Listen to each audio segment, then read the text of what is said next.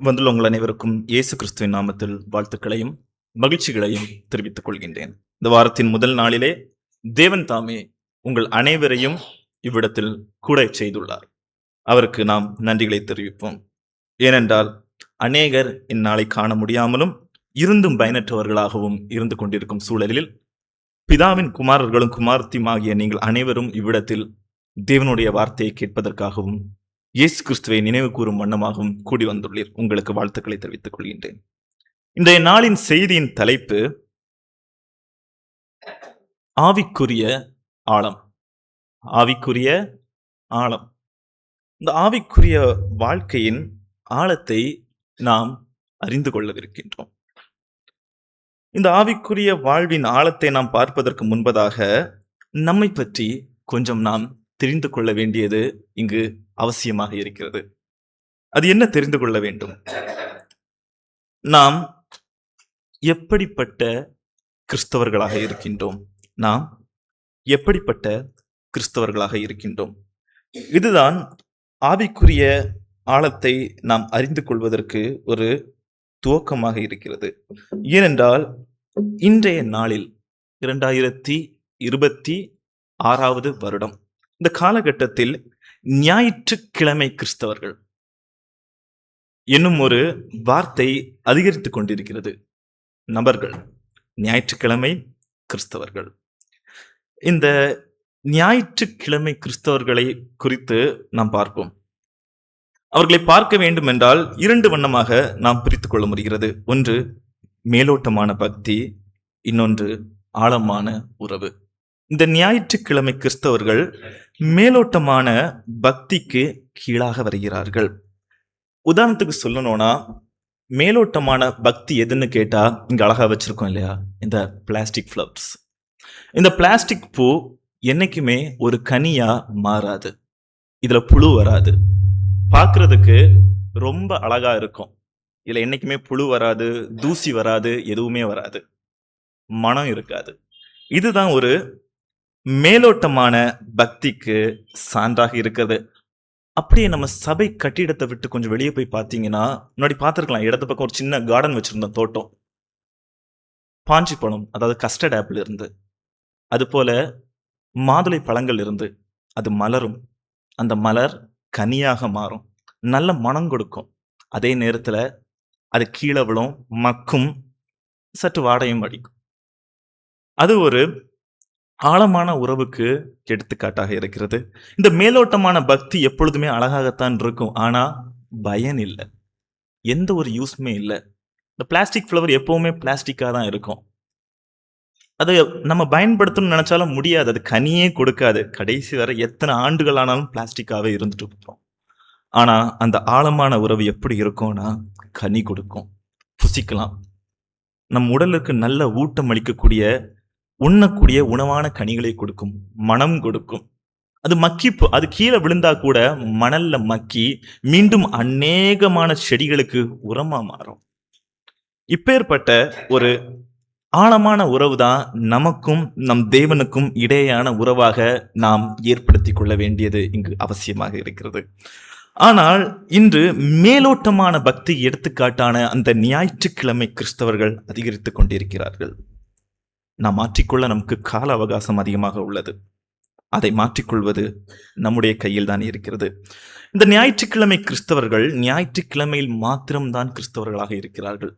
வாசலை தாண்டியவுடன் அவர்கள் உலகத்து குறித்தான காரியத்திற்குள்ளாக தள்ளப்படுகிறார்கள். ஆனால் இந்த ஆழமான உறவோ வாரத்தின் முதல் நாளான அந்த ஞாயிற்றுக்கிழமையை தள்ளி மீதமுள்ள திங்கள் துவங்கி சனி முடிய அந்த 6 நாட்களும் அவர்கள் கிறிஸ்துவை தரித்தவர்களாகத்தான் இருக்கிறார்கள். ஞாயிற்றுக்கிழமை மாத்திரமல்ல, மீதம் இருக்கின்ற அந்த 6 நாட்களும் அவர்கள் கிறிஸ்துவை தரித்தவர்களாகத்தான் வாழ விரும்புகிறார்கள். அவர்கள்தான் அந்த ஆழமான உறவிற்கு பாத்திரமாக இருக்கிறார்கள். வேதாகமத்தை திருப்பிக் கொள்வோமா? ரோமர் 12வது அதிகாரத்தை திருப்பிக் கொள்ளுங்கள். ரோமர் 12வது அதிகாரம் 2வது வசனம். எடுத்தவர்கள் சத்தமாக வாசிக்கும். நீங்கள் இந்த பிரபஞ்சத்திற்கு ஒத்த வேஷம் தெரியாமல் தேவனுடைய நன்மையும் பிரியமும் பரிபூர்ணமுமான சித்தம் என்னதென்று பகுத்தறியத்தக்கதாக உங்கள் மனம் புதிதாகிறதுனாலே மறுரூபமாகுங்கள். நீங்கள் இந்த பிரபஞ்சத்திற்கு ஒத்த வேஷம் தெரியாமல் தேவனுடைய நன்மையும் பிரியமும் பரிபூரணமுமான சித்தம் இன்னதென்று பகுத்தறியத்தக்கதாக உங்கள் மனம் புதிதாகிறதினாலே மறுரூபமாகுங்கள். உலகத்தை குறித்தான வேஷம் வேண்டாம். ஏன்னா உலகத்தை படைச்சவரே அவர்தானே. உலகத்தை படைச்சவரே அவர்தானே. அவருக்கு விருப்பமானதாகத்தான் படைப்பாகிய நாம் இருக்க வேண்டும். அவர் படைப்பாளி, நாம் படைப்புகள். படைப்புகள் தங்களுக்கேற்ற ஒரு வழியை வகுக்க முடியாது. படைத்தவரின் சித்தம்தான் அந்த வழியாக இருக்கிறது. எனவேதான் நாம் மேலோட்டமான ஒரு பக்திக்கு உகந்தவர்களாக இராமல் நாம் ஆழமான உறவுக்கு சான்றுகளாக அமைய வேண்டும். மேலும் இதை விரிவாக பார்க்க வேண்டும் என்றால், மேலோட்டமான பக்திக்கு ஆதாரமாக ஒரு சில காரியங்களை நாம் வேதாகமத்தின் வழி பார்ப்போம்.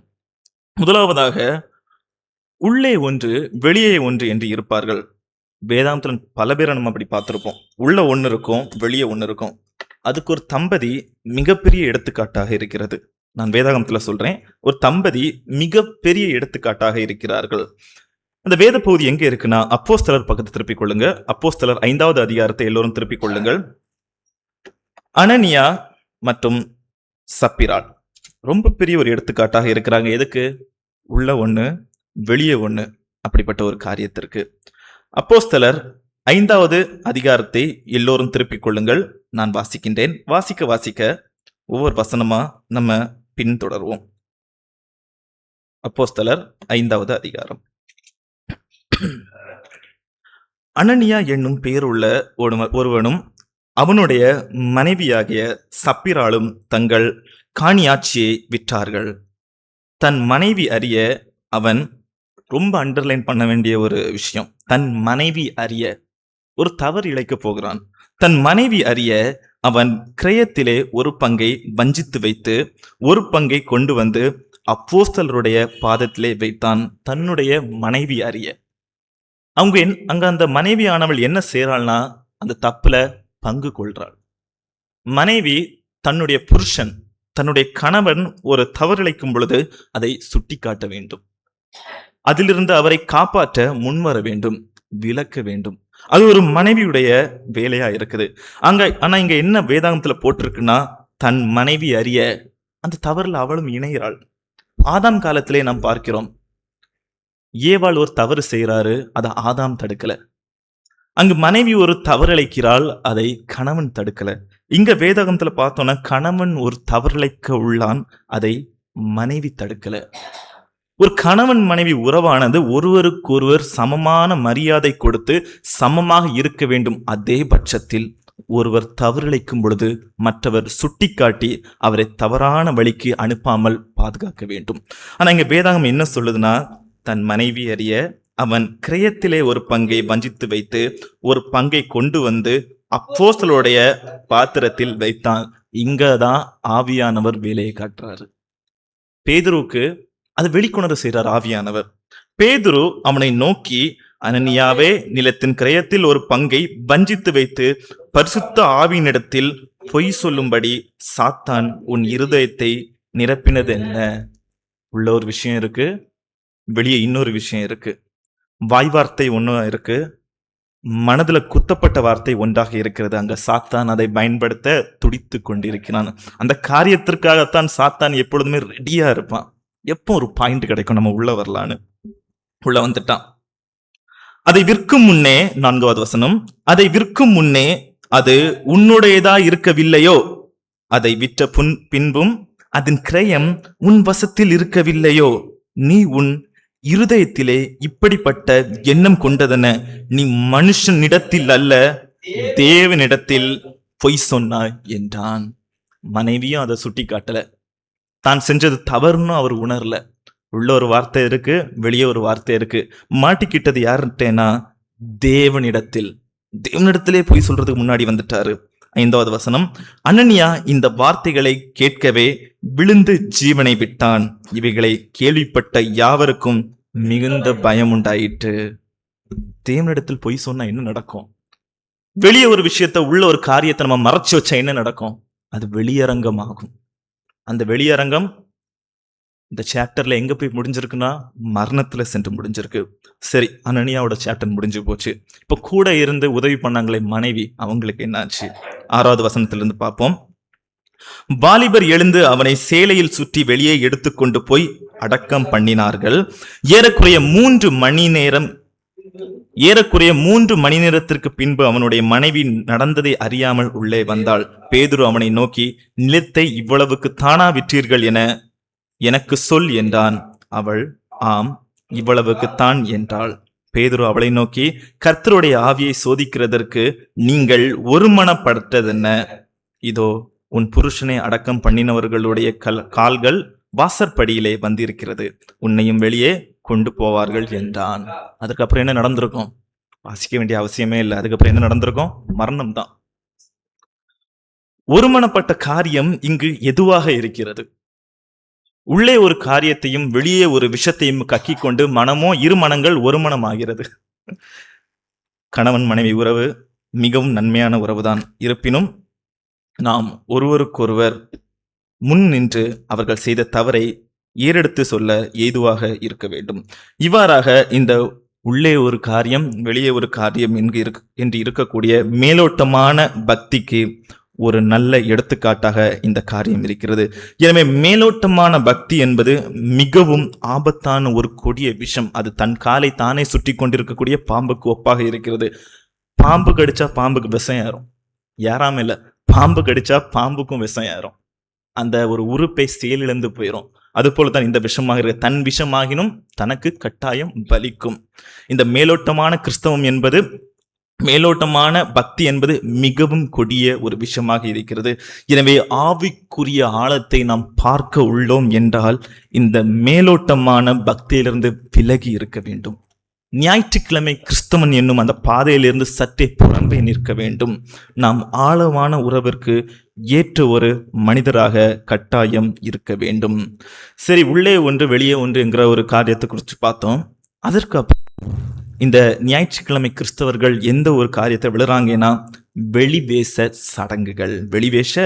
சடங்குகள். வாசிப்போமா?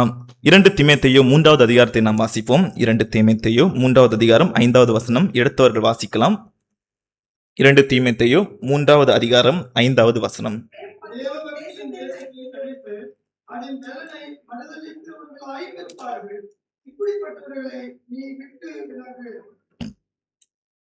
தேவ பக்தியின் வேஷத்தை தரித்து அதன் பெலனை மறுதொலிக்கிறவர்களாயும் இருப்பார்கள்.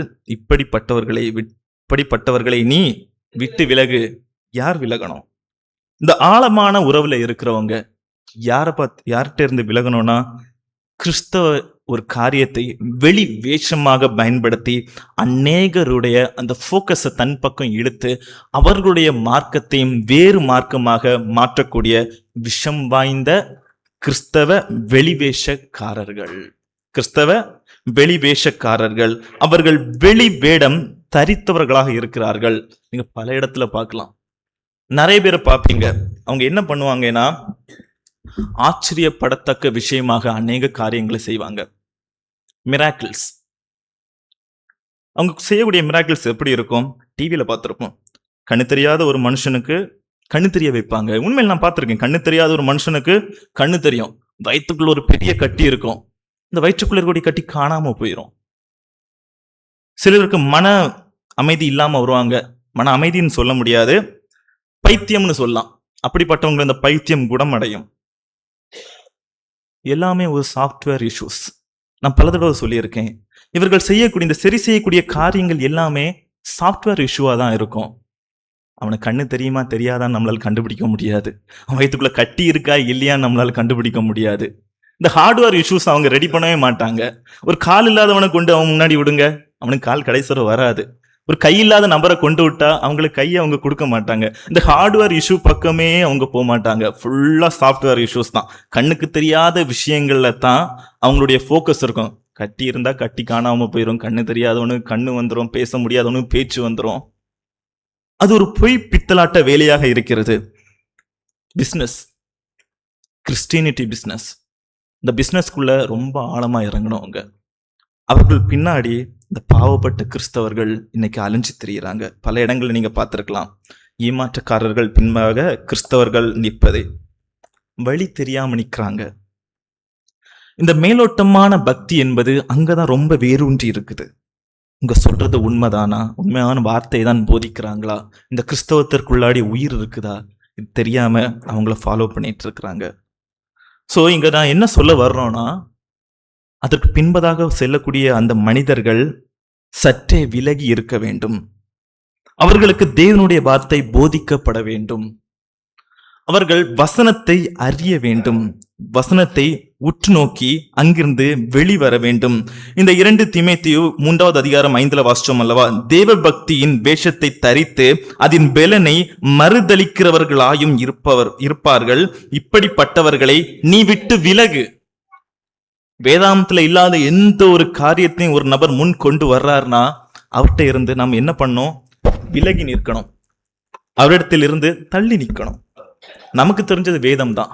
நம்முடைய பிதா, அவருடைய ஒரே பேரான குமாரன் இயேசு கிறிஸ்து நமக்கு சொன்ன வார்த்தைகள் அனைத்தும் வேதாகமத்துல மட்டும்தான் இருக்கு. அது வசனமா தான் இருக்கு.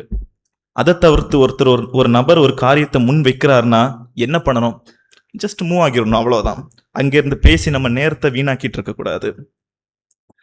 சரி, இந்த மேலோட்டமான பக்தியை குறித்து பார்த்தோம். அதற்கு பின்பதாக இந்த ஆழமான உறவை குறித்து நாம் பார்க்கவிருக்கின்றோம். அதற்கு ஒரு நல்ல எடுத்துக்காட்டு பார்க்கணும்னா, கொடியும் திராட்சை செடியும் எடுத்துக்கொள்ளலாம். அந்த கொடியும் திராட்சை செடியுங்கிற விஷயத்திற்கு கீழாக பல காரியங்களை நம்ம பார்த்திருக்கோம். ஆனா இன்னைக்கு கொஞ்சம் புதுசா பார்க்க போறோம். யோவான் 15வது அதிகாரம் 4வது வசனம். யோவான் 15வது அதிகாரம் 4வது வசனம் எடுத்தவர்கள் வாசிக்கலாம். என்னில் நிலைத்திருங்கள், நானும் உங்களில் நிலைத்திருப்பேன். கொடியானது திராட்சை செடியை நிலைத்திராவிட்டால் அது தானாய் கனி கொடுக்க மாட்டாதது போல நீங்களும் என்னில் நிலைத்திராவிட்டால் கனி கொடுக்க மாட்டீர்கள். என்னில் நிலைத்திருங்கள், நானும் உங்களில் நிலைத்திருப்பேன். கொடியானது திராட்சை செடியில் நிலைத்திராவிட்டால் அது தானாக கனி கொடுக்க மாட்டாதது போல நீங்களும் என்னில் நிலைத்திராவிட்டால் கனி கொடுக்க மாட்டீர்கள். இந்த கொடி என்ன பண்ணுது?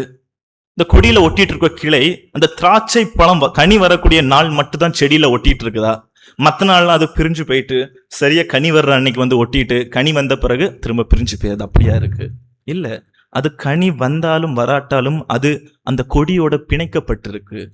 கிறிஸ்தவர்களாகிய நாம் தேவனோடு சண்டை மட்டும் இணைஞ்சா பத்தாது. ஞாயிற்றுக்கிழமை மாத்திரம் அவருடைய வார்த்தையை உட்கொண்டால் பத்தாது. ஞாயிற்றுக்கிழமை மாத்திரம் அவருடைய வசனங்களுக்கு உள்ளாக சென்றால் பத்தாது. வாரம் தோறும் வாரத்தில் இருக்கிற அந்த 7 நாளும் நாம் தேவனோடு இணைந்து இருக்கணும். அப்பதான் அந்த கனிக்கு ஒப்பான நற்காரியங்கள் நமக்கு உள்ளாக வரும். எப்படி அந்த கொடியோட அந்த செடியானது வாரத்தில் 7 நாளும் இணைஞ்சிருக்கோ அதே போல நாமும் நம் தேவனோடு வாரத்துல 7 நாளுமே இணைஞ்சிருக்கணும். 24 மணி நேரமும் இணைந்து நிற்க வேண்டும். அதை விட்டுட்டு ஞாயிற்றுக்கிழமை வாரத்தில் முதல் நாள் மாத்திரம் இணைந்திருந்தோம்னா பழம் வராது. என்ன ஆகும்னா செடி அழுகி போயிடும். வாரத்துல ஒரு நாள் மட்டும் ஒட்டி வச்சுட்டு மிச்சம் 6 நாள் நம்ம அதை பிரிச்சு வச்சோம்னா அழுகி போயிடும், நாற்றம் அடிக்கும், துர்நாற்றம் அடிக்கும். அங்க கனியும் வராது, அந்த செடியும் உயிரோட இருக்காது. அதுபோல தான் கிறிஸ்துவுக்குள்ளாக ஆன நாம், ஒரு ஆழமான உறவாக பிணைக்கப்பட்ட நாம் தேவனோடு வாரத்தில் 7 நாளுமே இணைஞ்சிருக்க வேண்டும். ஞாயிற்றுக்கிழமை மாத்திரம் அல்ல. சபை வளாகத்தை விட்டு வெளியே சென்றவுடன் ஒரு கட் பண்ணப்பட்ட ஒரு செடியாக நம்ம இருந்துடக்கூடாது. அழுக ஸ்டார்ட் பண்ணிடுவோம். ஒரு அழுகிட்டுனா திரும்ப எவ்வளோ உரம் போட்டாலும் எவ்வளோ தண்ணி ஊற்றினாலும் அழுகிற ப்ராசஸ் தான் அதிகம் ஆகுமே தவிர திரும்ப அந்த செடி வளராது. நிறைய சுகர் பேஷண்ட்ஸை பார்த்துருப்பீங்க. காலில் ஒரு சின்ன புண்ணு வரும், அழுக தொடங்கிடும். எவ்வளவு ட்ரீட்மெண்ட் கொடுத்தாலும் சரி ஆகாது. அது அழுக தொடங்கிட்டுனா அது முழுசா அழுகி அதை கட் பண்ணி தான் ஆகணும். ஏன்னா நம்ம கொஞ்சம் மெடிசன்ஸ் கொடுக்கறதுனால அதோட டேஸ் வேணா நகர்ந்து போகுமே தவிர அது சரி பண்ண முடியாது. இந்த டயபெட்டிஸ் சுகருங்கிறது சரி பண்ணவே முடியாது. நீங்க கிறிஸ்துவ விட்டு பிரிஞ்சு போறீங்கன்னா இதுதான் நடக்கும். வாரத்துல ஒரு நாள் நான் கிறிஸ்தனாவும் மீதி 6 நாளும் ஒரு கட் பண்ணப்பட்ட செடி போல தள்ளி நிக்கிறேன்னா அழுகி போயிருவேன். அது மட்டுமல்லாமல் அதிகாலை தேடுதல் அவசியமாக இருக்குது. அது என்ன அதிகாலை தேடுதல்? அதிகாலையில் தானே நமக்கு நல்லா உறக்கம் வரும். அப்ப எப்படி தேட முடியும்? அதிகாலை தேடுதல் அவசியமாக இருக்கிறது. மார்க் 1வது அதிகாரம் 35வது வசனத்தை வாசியுங்கள். மார்க் 1வது அதிகாரம் 35வது வசனத்தை எடுத்தவர்கள் வாசிக்கலாம்.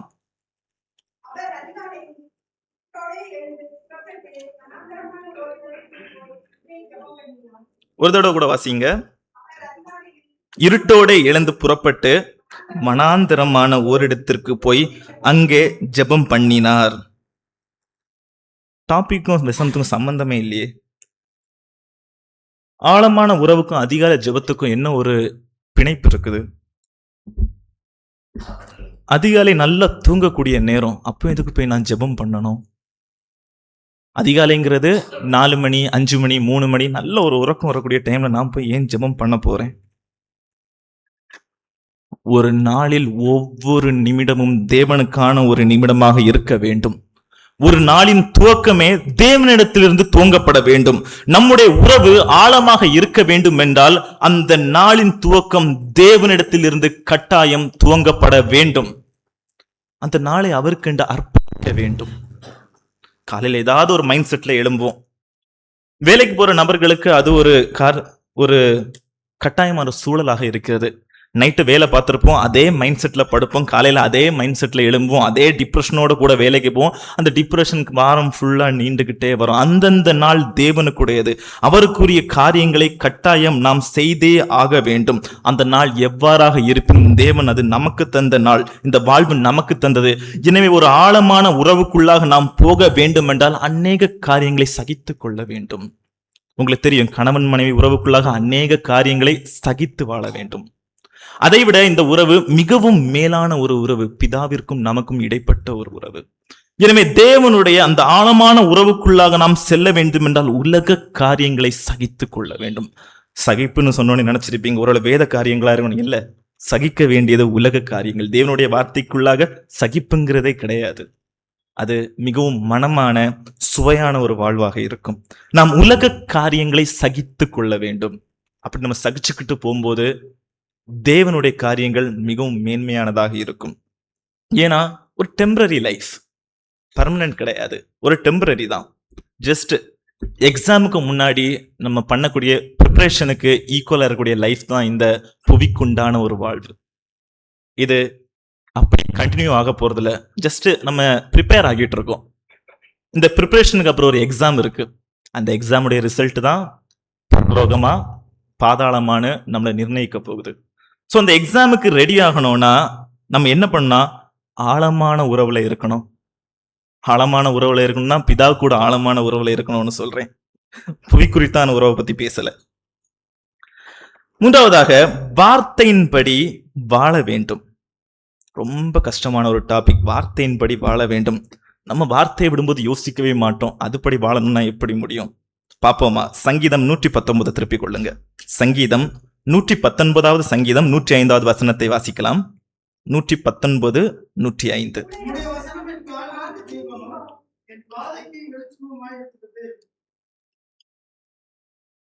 ஒரு தடவை கூட வாசிங்க.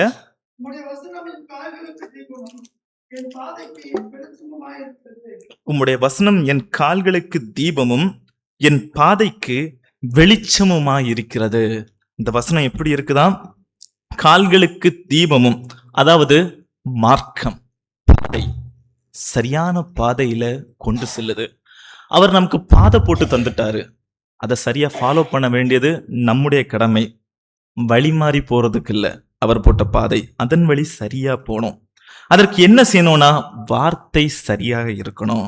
இந்த வார்த்தை சரியா இருக்குதுன்னு சொன்னாலே பலருக்கும் கடுப்பாகிரும். சொன்னது எப்படிங்க செய்ய முடியும்? நீங்க மேடையில இருந்துட்டு வசனத்தின்படி அநேக காரியங்களை சொல்லிடுவீங்க. அதெல்லாம் இன்னைக்குடைய வாழ்க்கைக்கு சரியா அமையுமா? கட்டாயம் யோசிக்கப்பட வேண்டிய வார்த்தை இது. வேதாந்தத்தில் இருக்கக்கூடிய வார்த்தைகள் எல்லாம் இன்னைக்குள்ள நாளுக்கு சரியா அமையுமா? அது சரியா அமையும். அது 3 காலங்களுக்காகவும் எழுதப்பட்ட ஒரு வார்த்தையாக இருக்கிறது. இறந்த காலம், நிகழ்காலம், எதிர்காலம் என்று 3 காலங்களுக்கும் ஏற்ப எழுதப்பட்ட ஒரு வார்த்தையாக இருக்கிறது. இந்த புதிய ஏற்பாடானது நம்முடைய 3 காலங்களும், இறந்த காலமாகவும் இருக்கட்டு, நம்ம இப்ப செஞ்சு கொண்டு இருக்கக்கூடிய இந்த நிகழ்காலமாகவும் இருக்கட்டு, அல்லது வரப்போற வருங்காலமாகவும் இருக்கட்டும், 3 காலங்களுக்காக பகுத்து எழுதப்பட்ட ஒரு வார்த்தை தான் வேதாகமத்தில் புதிய ஏற்பாடு. பின்பற்ற முடியும், பின்பற்றித்தான் ஆக வேண்டும். அங்க நமக்கு ஆப்ஷன் இல்லை. இதை பின்பற்றலாம், பின்பற்றாமலும் இருக்கலாங்கிற ஆப்ஷனே இல்லை. பின்பற்றி தான் ஆக வேண்டும். பரலோகம் சென்றடைய வேண்டும் என்று இருக்கக்கூடிய, கனவோடு இருக்கக்கூடிய அநேகருக்குமான ஒரே ஒரு வாழ்க்கை வழிமுறை வேதாகமம். அதை பின்பற்றுவது கடமை. அதை பின்பற்ற வேண்டும்ங்கிறது தான் ஃபார்முலா. அந்த ஃபார்முலாவை நம்ம கரெக்டா நம்ம ப்ராப்பரா யூஸ் பண்ணா மட்டும்தான் ரிசல்ட் வரும். ஒரு கணக்கு செய்யறோம்னா அதற்கு எப்படி வேணாலும் நம்ம ஆன்சரை கொண்டு வந்துடலாம். ஆன்சர் இல்லை இங்க. ஒரு கணக்கு வாத்தியாரா இருக்கு, ஒரு கணக்கு சார் வாத்தியார்னு எடுத்துக்கலாம். கணக்கு வாத்தியார் இருக்காருன்னா ஆன்சரை பார்க்க மாட்டாரு. எந்த சப்ஜெக்ட் நீங்க எடுத்தாலும் கேள்வி வந்துன்னா எல்லா டீச்சர்ஸுமே ஆன்சரை தான் பார்ப்பாங்க. ஆனா அந்த மேக்ஸ் டீச்சர்ஸ் மட்டும் வித்தியாசமா இருப்பாங்க, ஆன்சரை பார்க்க மாட்டாரு.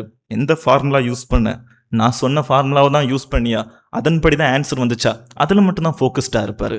பதில் வந்தா மாத்திரம் அங்க விஷயம் அல்ல, அந்த பதிலை கொண்டு வந்த முறை சரியா இருக்கணும். பரலோக ராஜ்யம் சென்றடையறதுக்கு ஒரே ஃபார்முலா வேதாகமம் மட்டும்தான். வேற எந்த ஃபார்முலா யூஸ் பண்ணாலும் அங்க போக முடியாது. பிளாஸ்டிக் ஃப்ளவர் மாதிரி கடைசியில் ஆகிருவோம், எந்த யூஸும் இல்லை, பார்க்கறதுக்கு மட்டும் அழகா இருப்போம். வெளிவேஷம் தரித்த கிறிஸ்தவர்கள். நம் வெளிவேஷம் தரித்த கிறிஸ்தவர்களாக இருந்து பயன் இல்லை. எல்லாரும் பெருமையா பேசுவாங்க, எல்லாரும் புகழாரம் சூட்டுவாங்க, தலையில் தூக்கி வச்சுட்டு ஆடுவாங்க. யூஸ்ங்கிறது சுத்தமா இல்லை. நம்முடைய ஃபோக்கஸ் பரலோக ராஜ்யம் மட்டும்தான். எனவே பரலோக ராஜ்யம் நாம் சென்றடைய வேண்டும் என்றால் வேதாகம்ங்கிற ஃபார்முலாவை மட்டும்தான் பயன்படுத்த வேண்டுமே தவிர வேற எந்த ஒரு விஷயமுமே அங்கு நமக்கு வழி அமைத்து தராது. மேலும் இறுதியாக அன்றாட வாழ்வில் கிறிஸ்துவனுக்கு நடப்பது என்னவென்று நாம் அறியவிருக்கிறோம். அன்றாட வாழ்வில் கிறிஸ்துவோடு நாம் நடக்கப்பட வேண்டும், இணையப்பட வேண்டும் என்றால் எப்பேற்பட்ட காரியங்களுக்குள்ளாக நாம் செல்ல வேண்டும். முதல் காரியம், திங்கள்ல இருந்து சனி வரை நம்ம என்ன பண்ணிக்கிட்டு இருக்கிறோம் அதுலயும் தேவனுடைய காரியங்கள் இணையப்பட வேண்டும். திங்கள் இருந்து சனி வரைக்கும் நம்ம என்ன பண்ணுவோம்? சண்டே ஞாயிற்றுக்கிழமைனா சபைக்கு வந்துடும். திங்கள் இருந்து சனி வரைக்கும் மாணவர்கள் கல்லூரிக்கு போகலாம், அலுவலகத்துல ஒர்க் பண்றவங்க அலுவலகத்துக்கு போகலாம், இன்னும் ஒரு சிலர் குடும்பத்தோடு கூட இருக்கலாம். இந்த காரியங்களுக்கு உள்ளாகவும் தேவனுக்கு குறித்தான விஷயங்களும் வார்த்தைகளும் இணையப்பட வேண்டும்.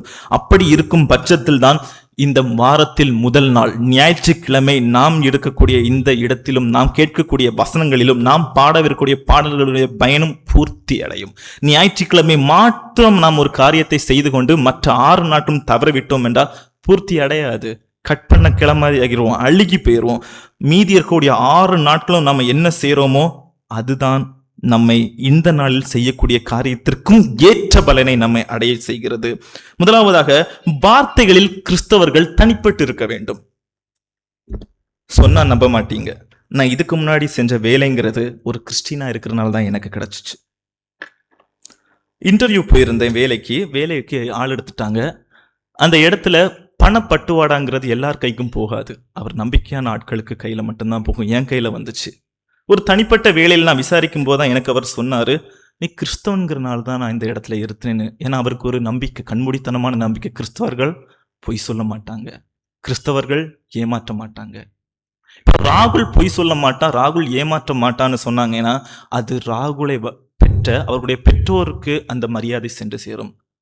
ஒரு கிறிஸ்தவன் பொய் சொல்ல மாட்டான்னு ஒருத்தர் சொல்றாருன்னா அந்த கிறிஸ்தவனை வளர்த்த பிதா, தகப்பன் ஸ்தானத்தில் பிதாக்கு தான் அந்த பெருமை சென்று சேரும். எனவே கிறிஸ்தவர்கள் பொய் சொல்ல மாட்டார்கள், கிறிஸ்தவர்கள் தவறான காரியங்களை செய்ய மாட்டார்கள், கிறிஸ்தவர்கள் நம்பிக்கை துரோகம் செய்ய மாட்டார்கள். மிகவும் ஒரு கடினமான வார்த்தை, கிறிஸ்தவர்கள் நம்பிக்கை துரோகம் செய்ய மாட்டார்கள். எனவே ஏனென்றால் நம்பிக்கை துரோகம் என்பது நம்பிக்கையான ஒரு ஆளால் மட்டும்தான் செய்ய முடியும்.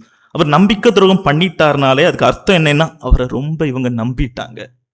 சோ நம்பக்கூடிய ஒரு மனிதர் துரோகம் பண்ண மாட்டாருன்னு கிறிஸ்தவரை உன்னிப்பா சொல்றாங்கன்னா அது பிதாவினுடைய வளர்ப்பு அங்கு கூறப்பட்டுள்ளது. பிதாவினுடைய வளர்ப்பிற்கு கொடுக்கப்பட்ட ஒரு மரியாதையாக இருக்கிறது. இதில் மிகப்பெரிய காரியம் என்னவென்றால் அதை கூறியவர் கிறிஸ்தவர் அல்ல. அவர் மார்க்கத்தை சார்ந்தவர் அல்ல, மதத்தை சார்ந்தவர். மார்க்கம் என்பது கிறிஸ்துவுக்குள்ளாக உள்ளது, மதம் என்பது கிறிஸ்துவுக்கு வெளியேயான காரியமாக இருக்கிறது. அவர் மார்க்கத்தை சார்ந்தவர் அல்ல, மதத்தை சார்ந்தவர். அவருக்கு கூட தெரியுது கிறிஸ்தவர்கள் பொய் சொல்ல மாட்டார்கள் என்று. எனவேதான் சொல்கிறேன், கிறிஸ்தவர்கள் வார்த்தைகளில் கிறிஸ்துவை மேம்படுத்த வேண்டும். கொலோசையர் 4வது அதிகாரத்தை திருப்பிக் கொள்ளுங்கள், பக்கம் புதிய ஏற்பாட்டில் 278. கொலோசையர் 4வது அதிகாரம் 6வது வசனத்தை அனைவரும் திருப்பிக் கொள்ளுங்கள். எடுத்தவர்கள் வாசிக்கலாம். நீங்கள் அறியும்படிக்கு உங்கள் வசனம் எப்பொழுதும் கிருபை பொழிந்ததாயும் உப்பால் சார வேண்டுமாய் இருப்பதாக. இந்த ஆவிக்குரிய ஆழத்தை பார்க்கணும்னா கொஞ்சம் கடினமா தான் இருக்கும். டக்குன்னு போய் இந்த ஆழத்தை பார்த்துட முடியாது, ரொம்ப மூச்சடைக்கும். ரொம்ப கஷ்டமா இருக்கும், உடல் சோர்வு ஏற்படும். அப்பந்தான் அந்த ஆவிக்குரிய ஆழத்தை போய் நம்ம பார்த்துட்டு வர முடியும். அதற்கு இது ஒரு வசனமாக தான் இருக்கிறது. கொலோசியர் 4வது அதிகாரம் 6வது வசனம் வாசிக்கிறேன், குறித்துக் கொள்ளுங்கள். அவனவனுக்கு இன்னின்படி உத்தரவு சொல்ல வேண்டும் என்று நீங்கள் அறியும்படிக்கு உங்கள் வசனம் எப்பொழுதும் கிருபை பொருந்தினதாயும் உப்பால் சாரம் மேறினதுமாயும் இருக்கும். உப்பு இனிப்பா இருக்கும், அப்படிதானே? சாப்பிட்றதுக்கு ரொம்ப சூப்பரா இருக்கும். உப்பு இனிப்பாவா இருக்கும்? இல்ல, உப்பு இனிப்பா இருக்காது. உப்பு என்னவா இருக்கும்? உப்பு கரிக்கும். அது நல்லா இருக்காது. உப்பை வாயில போட்டு நீங்க சாப்பிட்டீங்கன்னா. அதே உப்பு இல்லைன்னா எந்த ஒரு அறுசுவை உணவையும் உண்ண முடியாது. உப்பம் சாரணம் ஏறினதாக இருக்கிறது, ரொம்ப கடினமா இருக்குது, வாயில போட்டுட்டு விழுங்க முடியாது. அதே உப்பு இல்லைன்னா எந்த ஒரு பதார்த்தமும் தன்னுடைய நிறைவை அடையாது. எந்த ஒரு பதார்த்தமும் அதனுடைய சுவையை நமக்கு தராது. உப்பில்லாத உணவு குப்பைக்கு சமம். அதே உப்பை வாயில போட்டாலும் குப்பையில தான் போடுவோம் துப்பி. ப்ராப்பரா இருக்கணும், அளவா இருக்கணும். அளவுக்கு அதிகமான பயன் இல்லை. கிறிஸ்தவ வாழ்க்கைக்குள்ளாடி போறோம்னா புவி காரியங்களுக்குள்ளாக அளவாக இருக்க வேண்டும். புவிக்குண்டான வாழ்க்கைக்குள்ளாக ஆழமா இறங்கிட்டு ஆவி குறித்தான ஆழத்தையும் பார்த்துதான் மேல வருவேனா? நடக்காது. புவிக்குண்டான காரியங்களுக்குள்ளாக அளவாக இருக்க வேண்டும், அளவோடு இருக்க வேண்டும். அப்பொழுதுதான் இந்த ஆவி குறித்தான ஆழத்தை நம்மால் பார்க்க முடியும். சரி, வார்த்தைகளில் கிறிஸ்து இருந்தா எப்படி இருப்பாங்க? பணியிடங்கள்ல எப்படி இருப்பாங்க? ரொம்ப அமைதியா இருப்பாங்க. இருக்க முடியுமா? வேலை செய்யற இடத்துல அமைதியா இருக்க முடியுமா? அப்படிதான் நான் எழுதிட்டு வந்திருக்கேன் நோட்ஸ். பணியிடங்களில் புறங்கூறாமல், கோபப்படாமல், சாந்தமாய் பேசுவது. அது பக்கத்தை பார்க்கும்போது எனக்கே கஷ்டமா தான் இருக்க முடியாது. ஆனா முடிச்சுதான் ஆக வேண்டும். ஏனென்றால் நாம் கிறிஸ்துவை தரித்தவர்கள். அப்படி இருக்கும் பொழுது, கிறிஸ்துவை தரித்தவர்களாக இருக்கும் பொழுது இந்த வார்த்தைகளை எல்லாம் நாம் பின்பற்றி தான் ஆக வேண்டும். வேற வழி இல்லை, வேற வழியே இல்லை. வேதாங்கிற ஃபார்முலாவில் நம்ம கையை வச்சுட்டோம். அந்த ஃபார்முலாவை ஃபினிஷ் பண்ணி தான் ஆக வேண்டும். பணியிடங்கள் அமைதியாக இருக்கணும், வெளியிடங்கள் அமைதியாக இருக்கணும், புறம் கூறுகிறவங்கள்ட்ட அமைதியாக இருக்கணும். சொல்லும் போதே சிரிப்பு வருது. ஆனால் கிறிஸ்தவர்களுக்கு இது கட்டாயம் செய்து முடிக்க வேண்டிய ஒரு காரியமாக இருக்கிறது. அவர்கள் அந்த இடத்தை விட்டு விலக முடியாது. எந்த ஒரு கோபம் ஏற்பட்டாலும் அமைதியாகத்தான் இருந்தாக வேண்டும். வேதாகமம் நமக்குள்ளாக நின்று பேசுகிறது. இந்த வாழ்க்கை தேவன் நமக்கு அமைத்து தந்தது.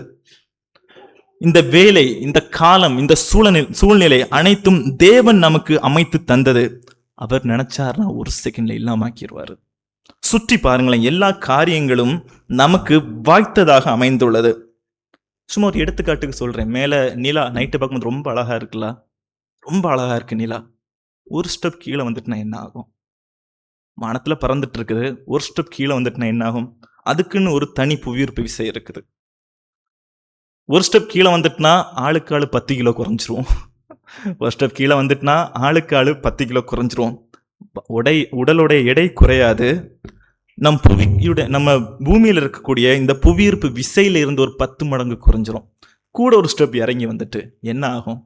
இப்போ ஒரு கல்லை எரிஞ்சிங்கன்னா 100 மீட்டர் போகுமா? அப்போ ஒரு கல்லை எரிஞ்சிங்கன்னா 1 கிலோமீட்டர் போகும். விசை குறைஞ்சிட்டே போகும். இன்னொரு ஸ்டெப் கீழே வந்துட்டு அதுக்கப்புறம் என்ன ஆகும்? ஜம்ப் பண்ணிங்கன்னா திரும்ப பூமிக்கு யாருமே வரமாட்டீங்க. ஒரேடியா மேலே பார்த்து போயிடுவோம். திரும்ப கீழவே வரமாட்டோம். என்றால் நிலவினுடைய புவியீர்ப்பு விசை அவ்வளவு அழுத்தமாக இருக்கிறது. அதோட வேலை என்னன்னா பிடிச்சு இழுக்கணும். அது நம்ம பூமியை சுத்திட்டு இருக்குதுன்னா சரியான இடத்துல அது இருக்குன்னு அர்த்தம். பூமிக்கு இருக்கக்கூடிய அந்த புவியீர்ப்பு விசையினால அது சுத்திக்கிட்டு இருக்குது. கொஞ்சம் கிட்ட வந்துட்டா நம்ம கதை முடிச்சு போயிடும். ஒவ்வொரு கோளும் எவ்வளவு அழகாக இருக்கிறதோ அவ்வளவு ஆபத்தானது. சூரியன் பார்க்க ரொம்ப அழகா இருக்குது, அது ஒரு ஸ்டார். ஒவ்வொரு சூரியனுக்கும் ஒரு காலநிலை உண்டு. சூப்பர் நோவான்னு சொல்லுவாங்க. அப்ப என்ன ஆகும்னா வெடிச்சு செதறிடும். வெடிச்சு செதறினா எத்தனையோ பில்லியன் ஒளியாண்டு, லைட் இயர்னா ஒரு வெளிச்சம் இங்கிட்ட அடிச்சோம்னா இன்னொரு இடத்துல போய் சேர்றதுக்கு எவ்வளவு வருஷம் ஆகுதோ அதான் ஒரு வருஷம் ஒரு ஒளியானது பிரயாணிச்சு போற தூரம் தான் லைட் இயர். அத்தனை லைட் இயர்ஸ்க்கு ஒண்ணுமே இல்லாம ஆகிரும். அப்பேற்பட்ட ஒரு டைம் பாம் தான் நம்ம பார்த்துட்டு இருக்கோம் சூரியன். இப்படி ஒவ்வொரு கிரகத்திற்கும் எவ்வளவு நன்மை உண்டோ அவ்வளவு கெட்ட விஷயங்களிலும் அது மிகவும் ஆபத்தான விஷயங்களிலும் நிலை நிற்கிறது. இப்பேற்பட்ட ஒரு சூழ்நிலையிலையும் நாம் உயிர் வாழ்ந்து கொண்டிருக்கிறோம். நமக்கு தெரிஞ்சது பூமி தான். இந்த பூமியை தாண்டி போனா சோலார் சிஸ்டம்னு ஒன்று இருக்குது, ஸ்பேஸ் இருக்குது. அவ்வளவு விஷயங்கள் அங்கே இருக்கு. அவ்வளவு எரிக்கற்கள் ஒவ்வொரு நாளும் நம் மீது விழுந்து கொண்டிருக்கிறது. இந்த ஓசோன் லேயர் ஹீட்னால எல்லாமே உருகி சாம்பலா காத்துல போயிருது. அது மட்டும் இல்லைன்னா என்னைக்கும் மனித இனம் இல்லாம போயிருக்கும். இப்படிப்பட்ட அநேக காரியங்கள்ல இருந்தும் தப்பிச்சுக்கிட்டே இந்த உயிர் எப்படி இருக்குன்னா, பாதுகாக்க ஒருத்தர் இருக்கிறாரு, பராமரிக்க ஒருத்தர் இருக்கிறாரு, பொத்தி பொத்தி கண்ணின் மணி போல வச்சுக்க ஒருத்தர் இருக்கிறாரு. அவர் இருக்கிறனால தான் நாம் இன்று வரை இவ்விடத்தில் உயிரோட இருக்க முடிகிறது. அப்பேற்பட்ட தேவனுடைய பாதுகாப்பின் கீழ், அரைவணைப்பின் கீழ் நாம் வாழ்ந்து வருவதால் தான் இந்த மனித குலம் இன்னும் இருக்கிறது. அப்படி இருக்கும் பொழுது அவருடைய வார்த்தையை கேட்டு நடக்கிறதுல என்ன ஆகிர போகுது? அவர் தானே படைச்சாரு. குயவன் படைத்த பாத்திரத்தின் பொறுப்பு குயவனிடத்தில் இருக்கிறது. அவன் அதை உடைத்தாலும் சரி, நொறுக்கினாலும் சரி, வேண்டான்னு கீழே போட்டாலும் சரி, அவன் கையில தான் இருக்குது. நம்முடைய தேவன் நம்ம கீழே விடல, உடைக்கல, தள்ளி போடல. ஓட்ட பாத்திரமா இருந்தாலும் கிட்ட கூட்டி வச்சு வளர்த்துக்கிட்டு தான் இருக்கிறாரு. அப்படிப்பட்ட தேவனுடைய வார்த்தையை கேட்பதில் என்ன தவறு அமைந்து விட போகிறது? எனவேதான் சொல்லுகிறேன், நாம் ஆழமான உறவுக்குள்ளாக இருக்க வேண்டும் என்றால் தேவனுடைய வார்த்தையை கட்டாயம் பின்பற்றியவர்களாக நாம் இருக்க வேண்டும். அவ்வாறு இல்லாத போது இந்த ஞாயிற்றுக்கிழமை கிறிஸ்தவர்களாக நாம் மாறிவிடுவோம். சோதனைகளில் ஜெபம் மிகவும் முக்கியமாக இருக்கிறது. சோதனை காலத்துல என்ன பண்ணணும்னா, பைபிளை மூடிட்டு அப்படியே சர்ச்சை விட்டு வெளியே இறங்கி போய் அப்படியே கிளம்பி போயிடணும். எனக்கு இவர் சோதனை தந்துகிட்டே இருக்காரேன்னு. சோதனை நேரங்கள்ல ஜெபம் தான் செய்யணுமே தவிர தேவனை புறம் கூறக்கூடாது, தேவனை விட்டு வெளியே போகக்கூடாது. சோதனை நேரங்கள்ல ஜெபம் செய்யணும். சிரிப்பான ஒரு டாபிக்கா இருக்குல்ல, சோதனை வரும்போது ஜெபம் பண்ணணுமா? சோதனை வரும்போது அழுகதாங்க வரும். ஜெபம் எப்படி வரும்? 1 கொரிந்தியர் 10வது அதிகாரம் 13வது வசனத்தை திருப்பிக் கொள்ளுங்கள். 1 கொரிந்தியர் 10வது அதிகாரம் 13வது வசனம் எடுத்தவர்கள் வாசிக்கலாம். மனுஷருக்கு நேரிடுகிற சோதனையே அல்லாமல் வேறே சோதனை உங்களுக்கு நேரிடவில்லை. தேவன் உண்மையுள்ளவராய் இருக்கிறார். உங்கள் பிராணிக்கு மேலாக நீங்கள் சோதிக்கப்படுகிறதற்கு அவர் இடப்படாமல் சோதனையை காணத்தக்கதாக சோதனையோடு கூட அதற்கு தப்பித்துக் கொள்ளும்படியான போக்கையும் உண்டாக்குவார். நம் திராணிக்க மேல அவர் நமக்கு என்ன தந்தாரு? கொஞ்சம் யோசிச்சு பாருங்க. எவ்வளோ சோதனைகளை எல்லாரும் தாண்டி வந்திருப்பீங்க. யாருமே ஒரு முழுமையான வாழ்க்கையை வாழ்ந்திருக்க மாட்டோம். கட்டாயம் சோதனையை சந்திக்காத மனிதன் இருக்க முடியாது. எவ்வளோ சோதனையை சந்திச்சு வந்திருப்போம். அன்னைக்கு அந்த சோதனை நடக்கும் பொழுது என்ன திங்க் பண்ணிட்டு இருந்திருப்போம்? இவ்வளோ பெரிய காரியமா இருக்குது, இது எப்படி நான் தாண்டி போறேன். ஆனா இன்னைக்கு யோசிச்சு பார்த்தா சிரிப்பு வரும், புன்னகை தான் வரும். இந்த சின்ன விஷயத்துக்கு நான் அன்னைக்கு அவ்வளோ ஃபீல் பண்ணேன். எல்லா சோதனைகளையும் தாண்டித்தானே வந்தோம். எல்லா சோதனைகளுக்கும் ஒரு முடிவு இருக்குதா அல்லவா? அந்த சோதனைகளுக்கு முடிவு உண்டு என்பதை எண்ணாமல் தேவனை விட்டு விலகி செல்வது என்ன விஷயம் இது? அநேக கிறிஸ்தவர்களை என்னால் இன்று பார்க்க முடியவில்லை சபையில். நான் சபைக்கு வந்து பல ஆண்டுகள் ஆகிவிட்டது. இன்று அநேகரை என்னால் பார்க்க முடியவில்லை. ஏனென்றால் சோதனையில் பின்தங்கியவர்களாக அவர்கள் இருக்கிறார்கள். சோதனை என்பது சகித்துக் கொள்ளத்தானே. சோதனையை கொடுத்தவருக்கு அதற்கான ஒரு முடிவை தர முடியாதா? அந்த வசனத்தை நான் வாசிக்கின்றேன். 1 கொரிந்தியர் 10வது அதிகாரம் 13வது வசனம். மனுஷருக்கு நேரிடுகிற சோதனையே அல்லாமல் வேறே சோதனை உங்களுக்கு நேரிடவில்லை. தேவன் உண்மையுள்ளவராய் இருக்கிறார். உங்கள் திராணிக்கு மேலாக நீங்கள் சோதிக்கப்படுகிறதற்கு அவர் இடம் கொடாமல் சோதனையை தாங்கத்தக்கதாக சோதனையோடு கூட அதற்கு தப்பிக்கொள்ளும்படியான போக்கையும் உண்டாக்குவார். நம்ம என்ன பண்ணுவோம்னா, ஒரு சோதனை வந்துட்டுனா வெயிட் பண்ணி பார்க்க மாட்டோம். ஒரு பிரச்சனை வந்துட்டுனா அதுக்கான ரிசல்ட், அதை எப்படி நம்ம தாண்டி போறதுன்னு திங்க் பண்ண மாட்டோம். தேவன்கிட்ட இருந்து எப்படி தாண்டி போறதுன்னு தான் மேக்சிமம் திங்க் பண்ணிட்டு இருப்போம். இந்த சோதனை அவர் எனக்கு தந்துட்டாரு, அவர் என்ன எப்படி பாதுகாக்காரு? எல்லாரும் சந்தோஷமா இருக்கும்போது நான் மட்டும் கவலையா இருக்கிறேனே, எல்லோரும் மகிழ்ச்சியா இருக்கும்போது நான் மட்டும் துன்பத்தின் ஆழத்தை பார்த்துக்கிட்டு இருக்கிறேனே, எல்லாரும் ஆவிக்குறித்தான ஆழத்தை தேடிக்கொண்டு இருக்கும் பொழுது நான் மட்டும் துன்பத்தின் ஆழத்தை பார்த்துட்டு இருக்கிறேனே, அப்ப நான் தேவனை விட்டு விலகி போயிடுறேன், தேவன்கிட்ட இருந்து பின்வாங்கி போயிடுறேன். அவருக்கு நான் வேண்டாம் போல. தேவன் இருக்கிறாரா? இருந்தாதான் என்னை காப்பாத்தி இருப்பாரு. சோதனையை தர்றாருன்னா அதுக்கான சொல்யூஷனையும் தருவாரு. டைம் கொஞ்சம் எடுக்கும். அந்த நேரத்துல நம்ம தேவனை விட்டு பின்னாடி போக கூடாது. நல்ல பிள்ளையா, நல்ல கிறிஸ்தவனா ஜெபம் பண்ணணும். ஜெபம் செய்து அந்த சோதனையை எதிர்கொள்ள வேண்டும். அவர் சோதிக்கிறார்னா ஏதோ ஒரு பெரிய காரியம் வச்சிருக்கிறாருன்னு அர்த்தம்.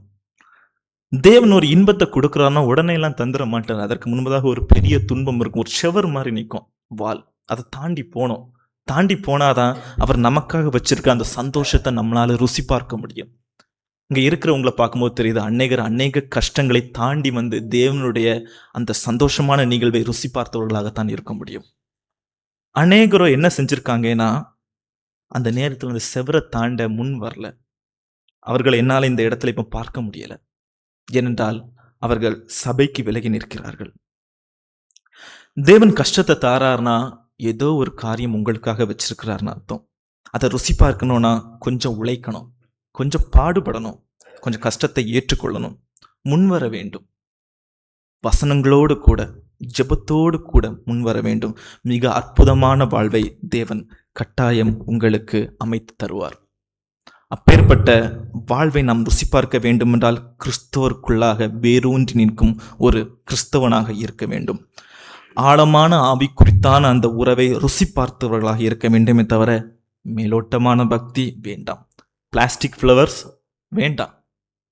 நம்ம கனி கொடுக்கக்கூடிய பூவாக இருக்க வேண்டும்.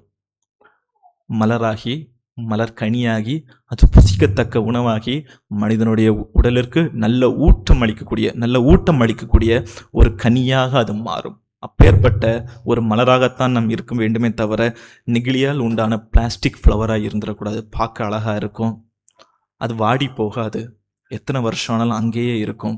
அது மனமும் தரப்போறதில்ல, கனியும் தரப்போறதில்ல, பார்க்கறதுக்கு மட்டும் அழகாக இருக்கும். அந்த வாழ்வு நமக்கு வேண்டாம். நாம் ஆழமான கிறிஸ்தவனாக இருக்க வேண்டும். ஆவிக்குரிய ஆழத்தை பார்த்த கிறிஸ்தவனாக இருக்க வேண்டும். ஞாயிற்றுக்கிழமை கிறிஸ்தவனாக நாம் இருந்து விடக்கூடாது. கூறப்பட்ட வார்த்தைகள் அனைத்தையும் நாம் மனதோடு வைத்துக்கொள்ளும். கட்டாயம் அநேகருக்கும் பரலோக ராஜ்யத்தில் இடம் உண்டு. அந்த இடத்தை நிரப்ப இந்த வார்த்தைகள் உங்களுக்கு கட்டாயம் உதவி புரியும். கூறப்பட்ட வார்த்தைகள் அனைத்தையும் தேவன் தாமே ஆசீர்வதித்து தருவாராக.